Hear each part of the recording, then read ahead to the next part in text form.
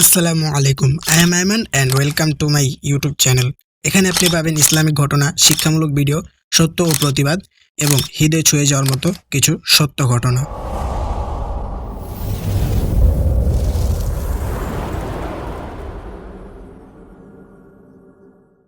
তো কেমন আছো তোমরা? আশা করি মনের দিক থেকে ভালো নাই, আমিও না। ভারতের ক্ষমতায় এসেছে বিজেপি অর্থাৎ মোদির দল। শুরু হয়েছে অমানবিক নির্যাতন। বাংলাদেশে নোয়াখালী দখল দিবে, পালাও সবাই।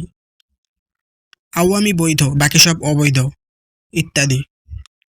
এই বিষয়গুলো তুলে ধরা হবে আজকের ভিডিওতে। তো চলুন শুরু করা যাক। অন্য একটা বিষয় নিয়ে কাজ করতেছিলাম, তবে বাধ্য হলাম এই ভিডিওটা বানাতে, কারণ নেতার মুখে তেল দিয়ে এখন আর দেশ চলে না। ভারতের ইতিহাসে এই প্রথম বলা যায় পূর্ণ নিয়ন্ত্রণ করবে বিজেপি, অর্থাৎ নরেন্দ্র মোদী ভারতের পশ্চিমবঙ্গের মতো গুরুত্বপূর্ণ স্থান তারা এখন নিয়ন্ত্রণ করবে।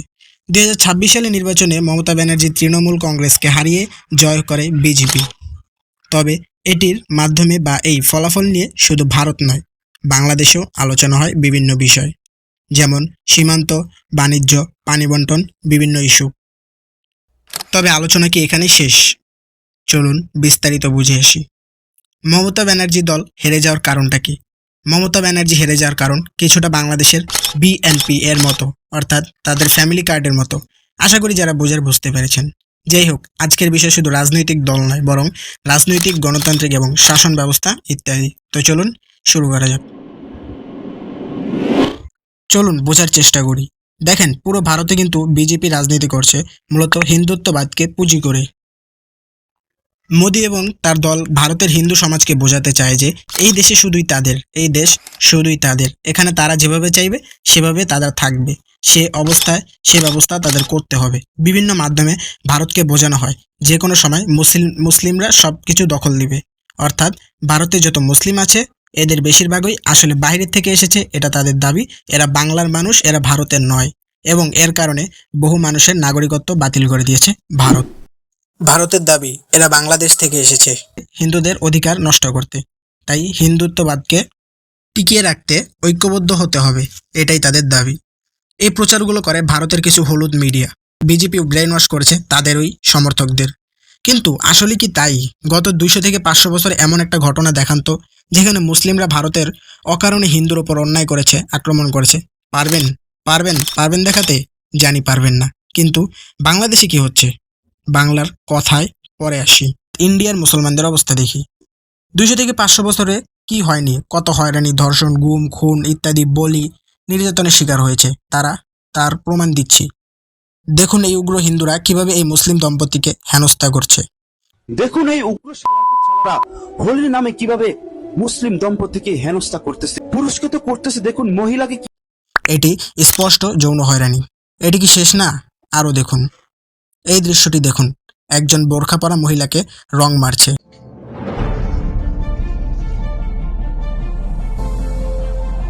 এই নাজায়েজ জারজ সন্তানদের এই অধিকার কে দিল?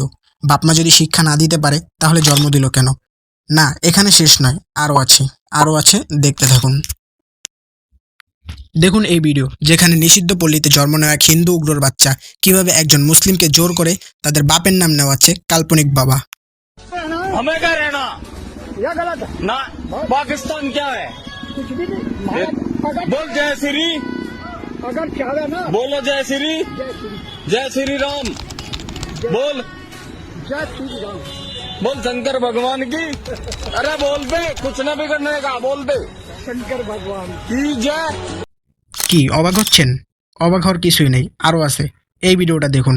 ইস্কনের মন্দিরে দুজন মুসলিম ধর্মমূর্খ মহিলাদেরকে কিভাবে ঢুকাচ্ছে এই ইস্কন লোকেরা, অর্থাৎ ইস্কনের গ্রুপের লোকেরা। দেখতে থাকুন এই ভিডিওটা, কিভাবে স্বীকার করছে তাদের প্রেমের শিকার। আসসালামু আলাইকুম। আপনাদেরকে একটা জিনিস দেখাই। এটা হচ্ছে ইস্কন মন্দির। এই যে ইস্কন মন্দির, আর এখানে এই যে মুসলিম মেয়ে দুইটা ঢুকছে এখানে, আর ওই ছেলেটা হলো হিন্দু ছেলে, ঠিক আছে? ওর হাতে লাল ফিতা আছে, আপনাদের দেখাচ্ছি, ঠিক আছে? মেয়ে দুইটা মুসলমান আর ছেলেটা হিন্দু। হ্যাঁ, এদের ভিতরে দেখেন আপনারা, আমি এখানে ধরবো এদেরকে। আচ্ছা, আপনারা এখানে কি করেন?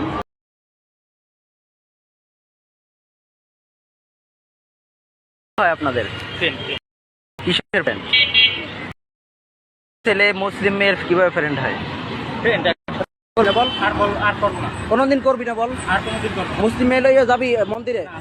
যদি যাও তোর খবর আছে। হ্যাঁ, তুই এই হাতে লাল ফিতা পরে মুসলিম মেয়ে নিয়ে যাবি মন্দিরে? আর যা।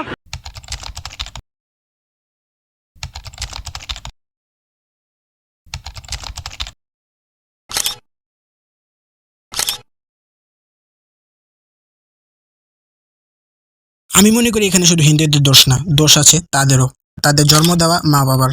আমাদের দেশে এক শ্রেণীর মানুষ আছে যারা মুসলিম পরিচয় দিলেও তারা কি আসলেই মুসলমান কিনা তা নিয়ে বেশ সন্দেহ আছে। এরা মুসলিম বলে, তবে সমাজ মানে ধর্ম সম্বন্ধে তারা অজ্ঞ। তাদের ধর্ম নিয়ে কিছু বললেই বলে বাড়াবাড়ি করো না। যাদের পর্দা নেই, হালাল নেই, তবে আছে অন্য ধর্মের প্রতি অনুভব। পূজার সময় দেখবেন, মাজারে দেখবেন হিন্দুদের প্রতি আকর্ষণ ইত্যাদি। এইসব মানুষকে সুযোগ দেয় এরাই। ইসকনের মতো সংগঠন বুঝতে পারে এদের মতো বোকা মানুষদেরকে দিয়েই কাজ চালানো যাবে, আর এরাই হয় প্রথম শিকার। চলুন পরবর্তী আলোচনায় যাওয়া যাক।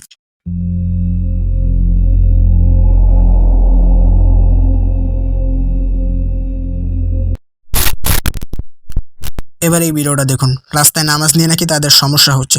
রাস্তায় নামাজ পড়া যাবে না, যাবে না, যাবে না।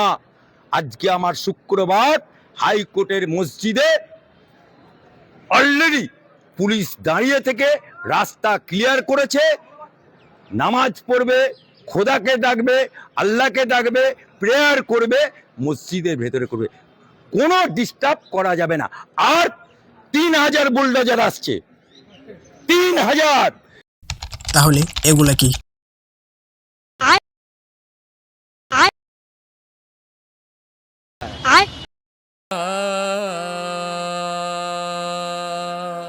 मेरे तो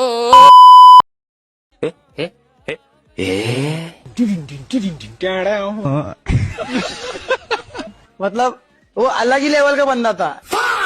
কোনো কথা নাই, আগে শেয়ার করবেন ভিডিওটা।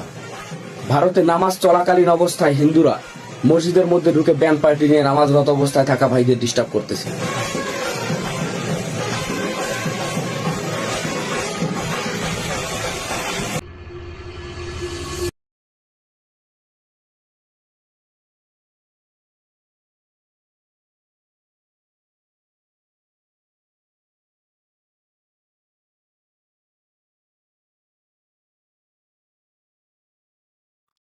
কি দেখলেন? তারা বলে নামাজ পড়ে রাস্তায় ডিস্টার্ব করা যাবে না, তবে নামাজের কোন অংশে ডিস্টার্ব হয় দেখান পারলে। কি আজান নিয়ে কথা বলবেন? তবে হিন্দুরা রাস্তায় কুলুলুলু করে, পাগলা নাচ দেয়, মদ খায়, পড়ে থাকে, মন্দিরে বিভিন্ন বাদ্যযন্ত্র ব্যবহার করে, নাচানাচি করে, মেয়ে নিয়ে ফুর্তি করে, পূজায় জোর করে, গান বাজনা করে, তাও আবার রাত 2টা-3টা পর্যন্ত জোরে জোরে বক্স বাজায়, গান চালায়। এগুলা কি? এগুলাতে কি ডিস্টার্ব হয় না? এগুলা নিয়ে তো কোনো ভারতের মুসলমানরা প্রতিবাদ করলো না।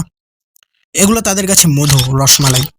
আর মুসলমানদের 5 ওয়াক্ত নামাজে 2 ওয়াক্ত, যেখানে ইমাম সাহেব কোরআন তেলাওয়াত করেন আস্তে আস্তে, অর্থাৎ জোরে না, যেমন জোহর আর আসরের নামাজ। এগুলোতেই সমস্যা উগ্র হিন্দুদের।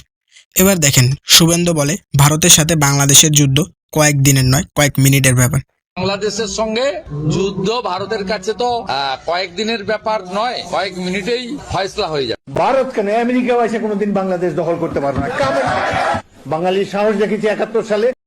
হ্যাঁ সত্যিই তো, কি আছে বাংলাদেশে? এই পোস্ট দেখুন সময় টিভির, যেখানে এক ব্যক্তি মিসাইল আবিষ্কার করা, যার নাম পায়েল, আইনের জটিলতায় পড়ছে। অর্থাৎ আমাদের দেশে কিছু বানাতে গেলেও আইনের জটিলতায় পড়বে, আইন থেকে সেটা বানাতে দেবে না। বাংলাদেশের বিজ্ঞানীরা কিছু আবিষ্কার করতে পারবে না, স্কুলের কিছু বিজ্ঞানী অথবা স্কুলের কিছু সাধারণ শিক্ষার্থীরা যদি এগুলো আবিষ্কার করে ফেলে, তাহলে তো সেটা বাংলাদেশের জন্য খুবই লজ্জাজনক। তাই তারা সেটা আইনের জটিলতায় ফালাইয়া আবিষ্কারও করতে দিবে না। শেষমেশ 2-3টা লাইন। স্বাধীনতা দিবসে ক্ষেপণাস্ত্র প্রদর্শন করেছে বাংলাদেশের সকল বাহিনী। 2 মিনিটে ইন্ডিয়া দখল করা যাবে, লাগবে না কোনো কাহিনী।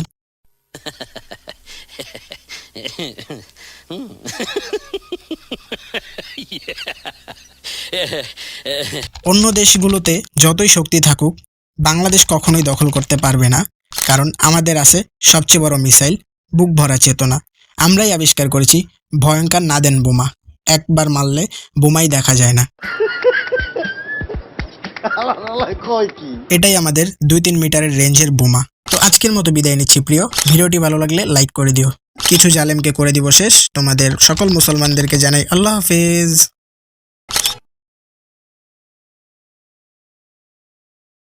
ছোট্ট একটা রিকোয়েস্ট করে তুই খালি কষ্ট করে 5 মিনিটের লেগে আয়া পর ভাই। 5টা মিনিটের লেগে তুই খালি একটু আয়া পর, তোরে মাইরা আমি ঘুমামু ভাই, আমার ঘুম হয় না। তোরে মাইরা ঘুমামু, তুই একটু আয় ভাই।